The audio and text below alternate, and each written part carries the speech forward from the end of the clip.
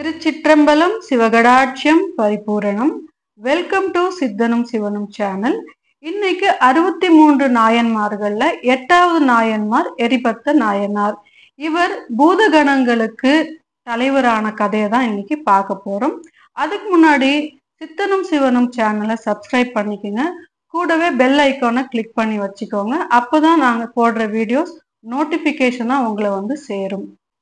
இப்போ வாங்க வீடியோக்குள்ள போலாம். 10ஆம் நூற்றாண்டு சோழ நாடு கருவூர் அந்தனர் குலத்துல மாசி மாதம் அஸ்த நட்சத்திரத்துல பிறந்தவர் தான் எரிபத்த நாயனார். கருவூர்ல சிவகாமி ஆண்டார் என்ற முதிய சிவனடியார் வாழ்ந்து வந்தார். சிவனுக்கு இவருடைய திருத்தொண்டு என்னன்னா, தினந்தோறும் நந்தவனத்துக்கு போய் பூ பறித்து அதை மாலையா கட்டி சிவபெருமானுக்கு சூடுறதுதான் இவருடைய வேலை. இவருடைய சிறப்பு, அந்த பூக்கள் பறிக்கிறது சிறப்பு அப்படி என்னன்னா, இவர் வந்து மூக்கு வாய் ஃபுல்லா கட்டிட்டு அப்பதான் பூக்களை பறிப்பாராம். அதாவது அந்த மூச்சு காற்று கூட அந்த பூல பட்டுடக்கூடாது அப்படின்ட்டு அவர் அந்த பூக்களை தினந்தோறும் பூத்த புதிய பூக்கள் தான் அவரு தேர்ந்தெடுத்து பறிச்சு எடுத்துன்னு வந்து கட்டி அது மாலையா ஆக்கி சிவபெருமானுக்கு போடுறதுதான். இதே மாதிரி வழக்கம், இது வந்து இவர் வழக்கம் தினந்தோறும் செஞ்சுக்கிட்டு வர்றாரு. இப்ப செஞ்சுக்கிட்டே வரும்போது அந்த ஊர்ல கருவூர்ல இது சிறப்பான திருவிழா நடக்குது. திருவிழா நடக்கும்போது பட்டத்து யானையை வந்து காவிரி ஆற்றுல குளிக்க வச்சு அதுக்கு அலங்காரம் எல்லாம் செஞ்சு கூட்டிட்டு வராங்க. கூட்டிட்டு வரும்போது அந்த யானை நடந்து வரும்போது மதம் பிடிச்சிடுது, கொஞ்சம் வேகமா நடந்து வருது. அது மாதிரி இவரு எப்பவுமே பறிச்சிட்டு வருவார் இல்லையா, பூக்கூடை ஃபுல்லாவே நிரப்பி இருக்குமா பூக்கூடை. அந்த பூக்கூடைய வந்து இவர் வரும்போது எல்லாரும் கத்துறாங்க, யானை வருது அப்படின்னு. இவர் திரும்பி பார்க்கறதுக்குள்ள அந்த யானை வந்து தும்பி கையில வந்து முட்டி இவரை வந்து தள்ளிடுது.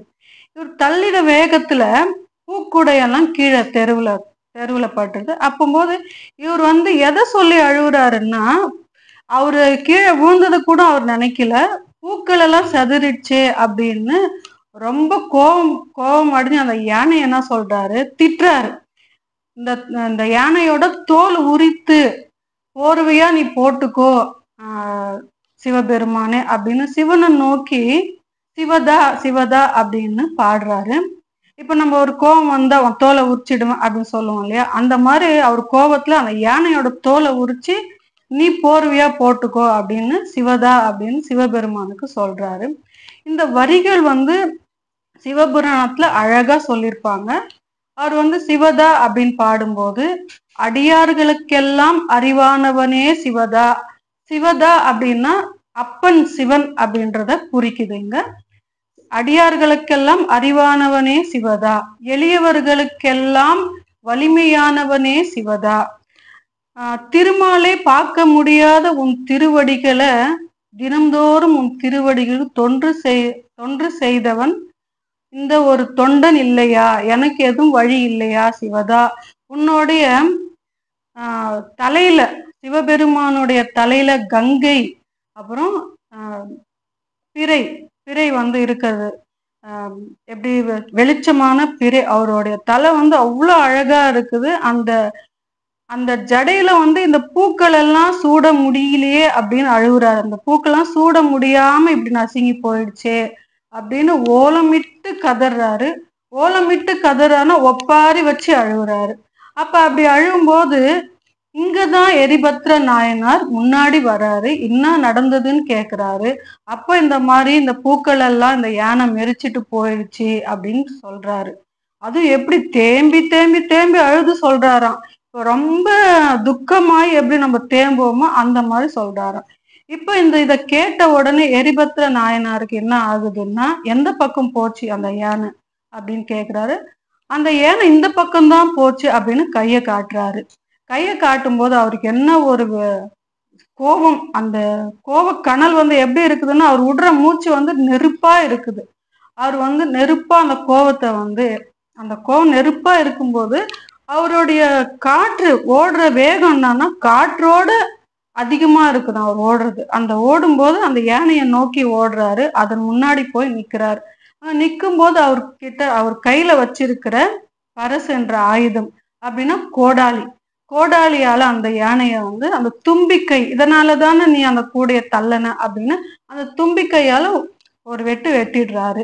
இங்கதான் எரிபத்த நாயனார் அப்படின்னு ஏன் அந்த பேர் அவருக்கு வந்ததுன்னா, சிவனடியார்களுக்கு ஏதாவது ஒரு தீங்கு துன்பம் வந்துச்சுன்னா அவர் எதையும் பார்க்க மாட்டாரு, சிந்திக்க மாட்டார். எடுத்த உடனே 60 கோடாலியால போடுறதுதான். அங்க இருந்த யானைப்பாகன் 2 பேர் இருந்தாங்க இல்லையா, அவங்களையும் கோடாலியால வெட்டிட்டாரு. காவலாளி கூட 3 பேர் வந்தாங்களே, அவங்களையும் வெட்டிட்டாரு. வெட்டிட்டு ஒரு வீர சூரனா முன்னாடி எழுந்து நிக்கிறாரு. அப்போதான் இந்த ஊர் மக்கள் எல்லாம் பயந்து போய் யாருமே அங்க இல்லாம ஓடிடுறாங்க. இந்த செய்தி வந்து ராஜாவுக்கு போகுது. ராஜா வந்து இந்த செய்தி ராஜாவுக்கு போகும்போது ரொம்ப கோபம் அடைஞ்சிடுறாரு. கோபம் அடைஞ்சு அவரை பார்க்க போகணும்னு சொல்லி எல்லாரும் சேர்ந்து கிளம்புறாங்க. கிளம்பி அந்த இடத்துக்கு போய் நிக்கிறாங்க. அப்ப நிக்கும் போது என்ன ஒரு கம்பீரமான ஆள் முன்னாடி நிக்கிறாரே, யாரா இருக்கும் இவர் அப்படின்ட்டு யோசனை பண்றாரு. அப்ப அந்த ஊர் மக்கள் யார் இதை செஞ்ச காரியம், இது யார் இந்த காரியத்தை செஞ்சதுன்னு கேட்கும்போது எரிபத்த நாயனாரை காட்டுறாங்க. அவர் அந்த கோடாலி கையில வச்சு நிக்கிறாரே அந்த நபர் தான் அப்படின்னு கை காட்டுறாங்க. அப்ப வந்து அவர் திரும்பின உடனே இவர் பார்த்த உடனே சிவனடியாரா இருக்காரு, இவர் எப்படி இந்த காரியத்தை செஞ்சிருக்க முடியும் அப்படின்னு யோசனை பண்ணி குதிரையில இருந்து இறங்குறாரு. இறங்கி அவர்கிட்ட விசாரிக்கும் போது இந்த மாதிரி எல்லாம் நடந்தது, சிவபெருமானுக்கு சூட வேண்டிய மலர் இன்னைக்கு சூட முடியல அப்படின்னு சொல்றாரு. அப்ப வந்து சூட முடியலன்னு சொல்லும் போதே அவருக்கு என்ன நடந்திருக்குன்றதெல்லாம் புரிஞ்சிடுது. எரிபத்த நாயனாரே, நீங்க வந்து கொல்ல வேண்டியது இந்த யானை மட்டும் இல்ல, பாகனை மட்டும் இல்ல, காவலாளி இல்ல, இதெல்லாம் நான் தான் இதை வந்து ஆட்சி செய்யற ஆள். அதனால நீங்க என்னைய கொன்னுடுங்க, உங்க கையால முக்தி நான் அடையிறேன் சொல்லி அவர் இடுப்புல இருந்த வாளை எடுத்து கையில கொடுக்குறாரு. இதோ எனக்கு இந்த முக்தியை கொடுங்க, சிவனடியார் கையில முக்தி அடைகிற வாய்ப்பை எனக்கு கொடுங்கன்னு சொல்லி கும்பிட்டு வணங்கி நிக்கிறாரு. அப்போ வந்து ஒரு கணம் அவருக்கு வந்து இவ்வளோ நல்லவரா இருக்காரே இந்த ராஜா, அவர் தான் புகழ் சோழ மன்னன். இவரு இந்த மாதிரி யோசிக்கும் போது இவர் என்ன பண்ணிடுறாரு, எரிபத்த நாயனார் இந்த வாளை கையில வச்சிருக்கோமே, ராஜா கிட்ட கொடுத்தா இந்த மனநிலையில இருக்காரு, இவர் எங்கேயாவது இவர் தற்கொலை பண்ணிக்குவாரோ அப்படின்னு சொல்லி யோசிச்சு திரும்பி பார்த்து யோசிக்கிறாரு. இதுக்கெல்லாம் காரணம் நான் தானே அப்படின்னு நினைச்சு இதை வந்து இதுக்கு வந்து தீர்ப்பு வந்து நானே கழுத்தை அறுத்துக்கிறது தான் இதுக்கான தீர்ப்பு, தற்கொலை பண்ணிக்கிறது தான் அப்படின்னு நினைச்சு அவர் வந்து அந்த வாளை எடுத்து கழுத்துல வச்சிடுறாரு. கழுத்துல அவரே தற்கொலை செஞ்சு கீழே விழுந்துடுறாரு. அப்பதான் ஒரு அசிரீரி கேக்குதாங்க, அவர் தான் சிவபெருமான். அவர் என்ன சொல்றாருன்னா, உங்களுடைய அன்பும் சிவ தொண்டர்களுடைய மகிமையும் இந்த உலகத்துக்கு கொடுக்கறதுக்காக தான் இந்த திருவிளையாடல் புரிந்தோம் அப்படின்னு சொல்லிடுறாரு. அதுக்கப்புறம் வந்து அந்த யானை வந்து தூங்குன மாதிரி ஏந்திரிக்குதான். அது ரத்த வெள்ளத்துல மிதந்துட்டு இருந்துச்சு இல்லையா, அந்த மாதிரி எதுவும் இல்லாம தூக்கத்துல இருந்து ஏந்திருக்க மாதிரி ஏந்திரிக்குது. பாகர்கள் இவங்க காவலாளி எல்லாம் ஏஞ்சி வராங்க. அப்போ வந்து சிவபெருமான் இனி பூதகணங்களுக்கு தலைவனா இருன்ற பதவியை எரிபத்த நாயனாருக்கு சிவபெருமான் கொடுக்குறாரு. ஸோ இந்த மாரல் ஆஃப் த ஸ்டோரி அப்படின்னா என்னன்னா, யாகம் நடத்தி சிவபதம் அடைஞ்சிருப்பாங்க, மந்திரம் சொல்லி சிவபதம் அடைஞ்சிருப்பாங்க.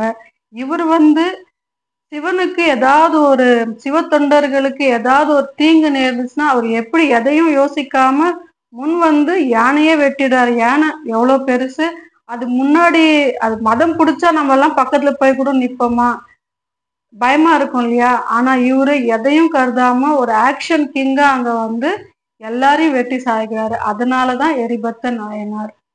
இன்னைக்கு எரிபத்த நாயனார் பத்தி நம்ம அவருடைய சிறப்பு எல்லாம் பார்த்தோம். சிவபெருமானுக்கு பெரிய பெரிய பூஜைகள் பண்ண முடியலையே அப்படின்னு நினைக்காதீங்க. தினம்தோறும் நாதாக்கள், சித்தர்கள், முனிவர்கள், ரிஷிகள், நாயன்மார்கள் இவர்கள் பேரை சொல்லி தினம்தோறும் அவரை மனதார நினைச்சு ஒரு பூ சிவனுக்கு வச்சாலே சிவன் அருள் பரிபூரணம். அடுத்த வீடியோல இன்னொரு நாயன்மாரை பத்தி பார்க்கலாம். நன்றி. சிவாய நம ஓம் சிவாய சிவ ஓம் சிவாய வசிவோம் சிவ சிவ சிவ ஓம் சிவாய நம ஓம் சிவாய சிவ ஓம் சிவாய வசிவோம் சிவ சிவ சிவ ஓம்.